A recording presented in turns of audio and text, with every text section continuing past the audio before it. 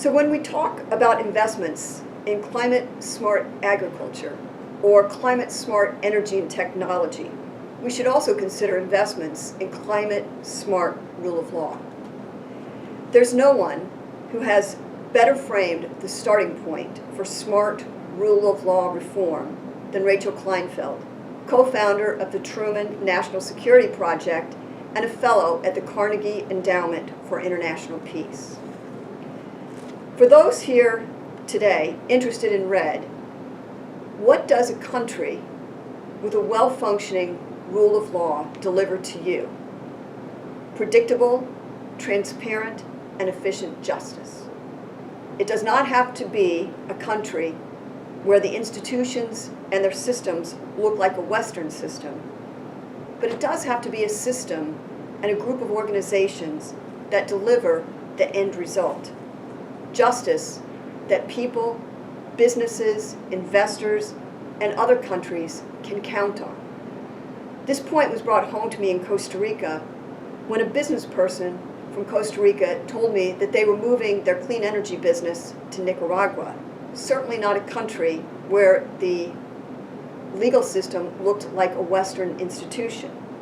But for this business person, it was a country that was delivering predictable and efficient decisions for starting his clean energy business.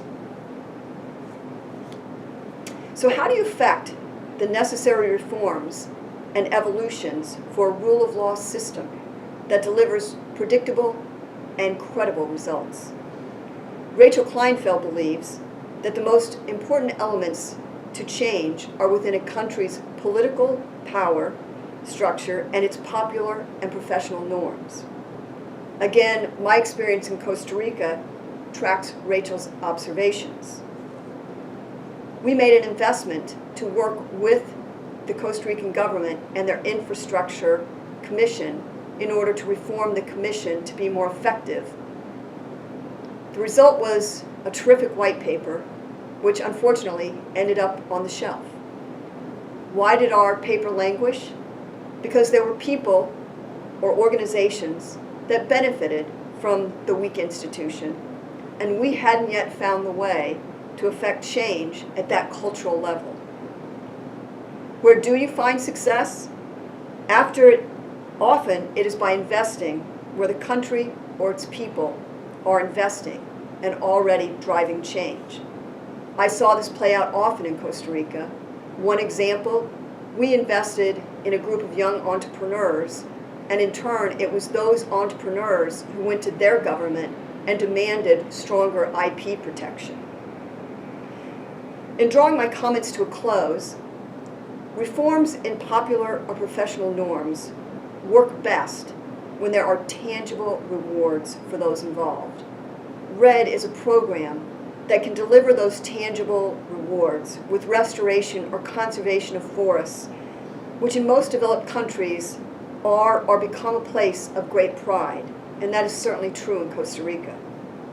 And so RED particularly is a program to look for opportunities to advance rule of law and its reforms with changes to the status quo culture.